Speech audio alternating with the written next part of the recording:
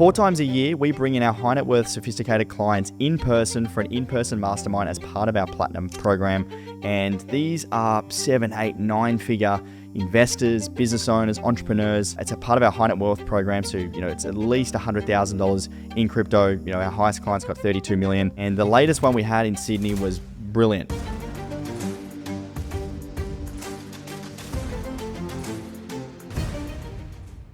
Was just recently held in Sydney. We had 160 clients come in. We had some guest speakers. We had our analyst team speak. I spoke. And it was about really getting to the core of one thing, and that is clarity.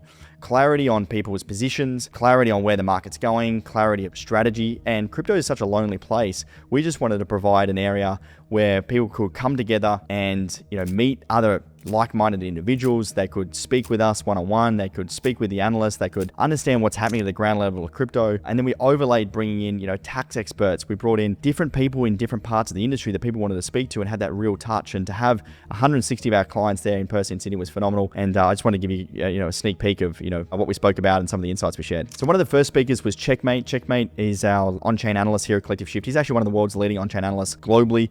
He used to be the head of on-chain at Glassnode. So they're, one of the leading, if not the leading data and on-chain analysis, companies in the world. And one of the best things that, I've known Checkmate for nearly 6-7 years now. He's worked with our clients and does regular updates and insights. Really allows people to see exactly what's happening on-chain. What are the movements of coins, exchange flows, unrealized profit and loss happening on chain with Bitcoin, right? And Bitcoin is the leading indicator of the market. You can love an altcoin all you want, but if Bitcoin is not heading in the right direction, your altcoin's not going to win. So, one of the most beautiful things about, the blockchain is it's immutable and anyone can see it. And we can literally see who's selling and who's moving at coins at any one time. And every cycle is completely different. And, James Checkmate, was presenting this to our clients. And one of the best things I think, about the data that we're able to share and use is, it's institutionally led. This is very expensive data. It's content and information that isn't widely available and isn't widely understood by people, all right? Because if you were to look at this data alone, and you look at a chart, it's going to make you super confused, all right? It's a lot. And, for business owners and our clients that are very busy, they don't have time to look at all this sort of stuff. It's about having people to synthesize this information and give an indication of where things are going.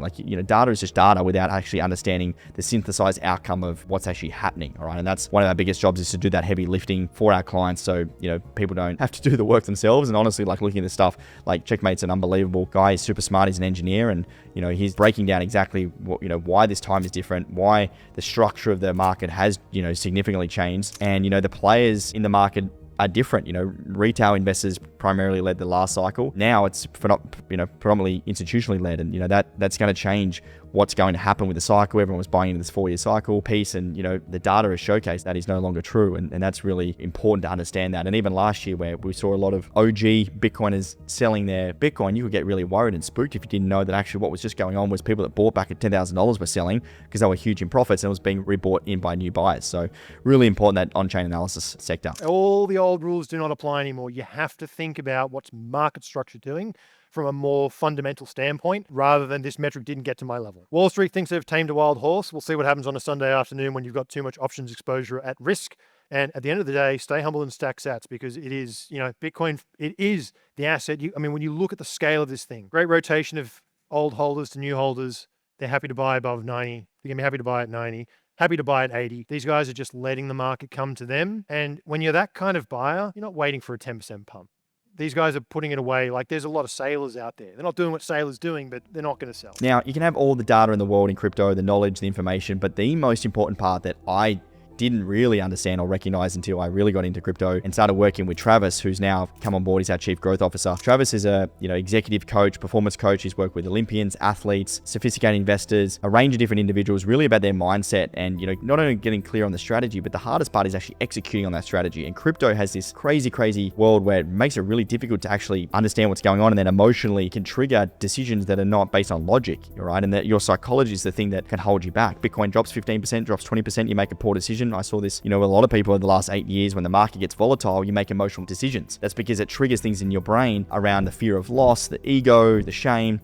All right. And then when the market pumps 100%, 200%, you've got the emotions of, greed and euphoria taking over, and then you don't, execute as well. So Travis has been working with our clients for a while now as he's, come on board and, leads the growth of the members. And this isn't taught in crypto. This is very, very unique to our program, and something that Travis adds a lot of value to break through that emotional decision making, break through that, constant repeating, round tripping. And, I'll share a little bit of his talk here. But 4 to 6.5% annual loss from behavioral errors with retail traders. All those things. Conviction on people rather than process. Not doing research. Trading on impulse. Those were all things they found that contributed to the average retail trader being down 4 to 6.5% in behavioral errors. Over time, that's massive. A compounding effect on that. And that was per year, by the way. That wasn't a one-time thing.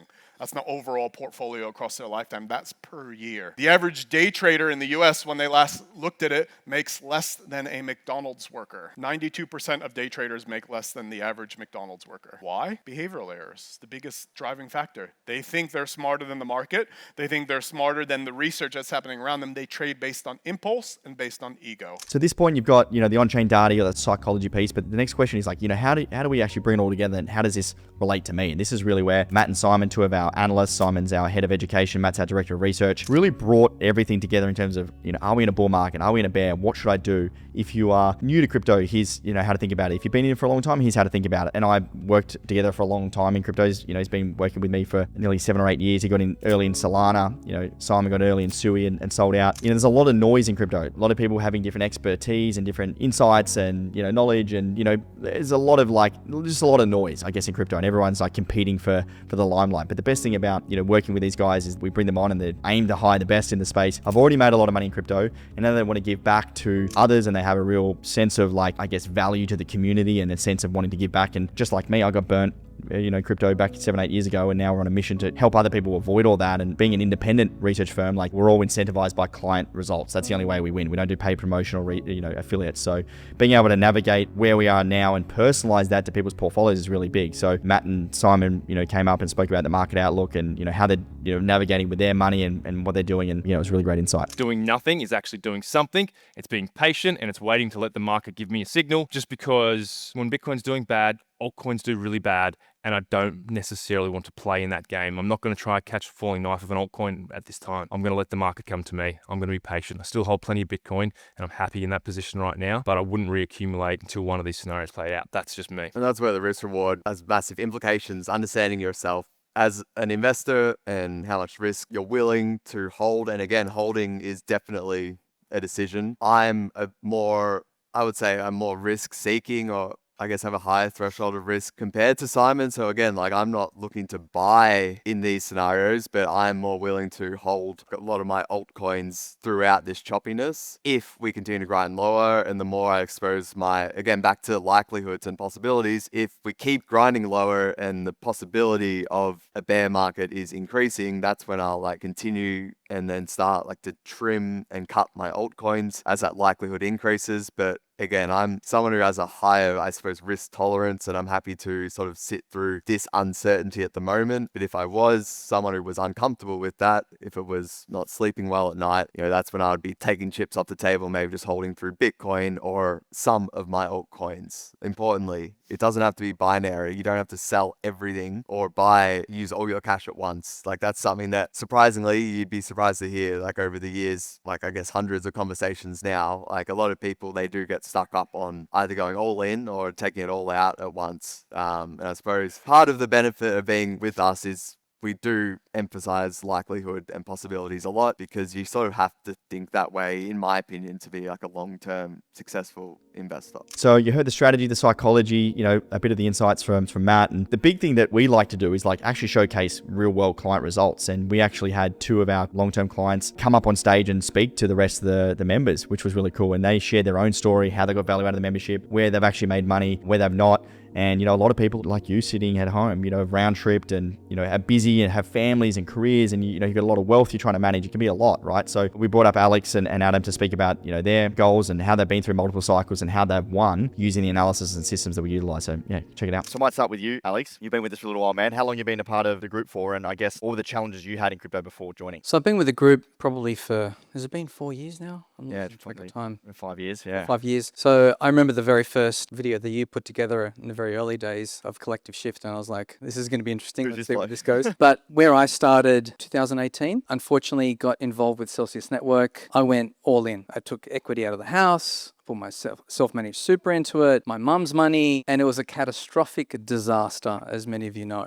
So living through that really was something that I'll never forget, enabled me to learn a lot about just investing and managing emotions. I'm glad I've come out of that, but it's been a very long, difficult journey. That's where I was. And what's the takeaway for you and for the newer members maybe, like looking at where to put your capital, promise returns, the sort of exciting stuff about crypto? Like if you could share and go back and teach yourself something or remind yourself at that earlier journey, what would that be? You know, crypto, when you think about crypto, you think about fast gains. You know, you want to get in, you want to get out, make a lot of money and retire.